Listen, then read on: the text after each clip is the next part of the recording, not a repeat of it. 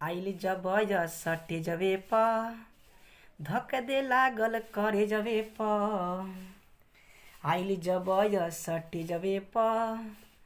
धक दे लागल करे जबे प बिया गजब के समय न पाली रे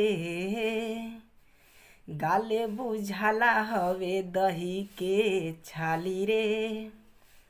गाले बुझाला हवे दही के छाली रे दिल्ली ले गइल खेसारी के टैटू वाली रे हा हा गाले बुझाला हवे दही के छाली रे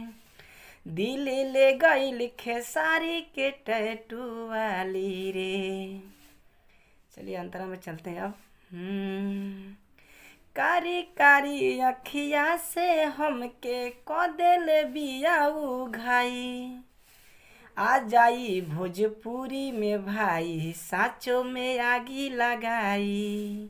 साचो में आगी लगाई कारी कारी अखिया से हमके कदेल बिया उघाई आ जाई भोजपुरी में भाई साचो में आगी लगाई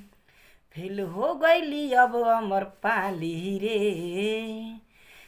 गाले बुझाला हवे दही के छाली रे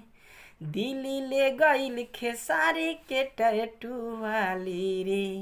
हा हा गाले बुझाला हवे दही के छाली रे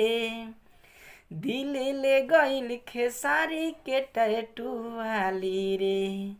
दिल्ली ले गइल खेसारी के टैटू वाली रे। अच्छा लगा होगा तो लाइक कमेंट जरूर कीजिएगा।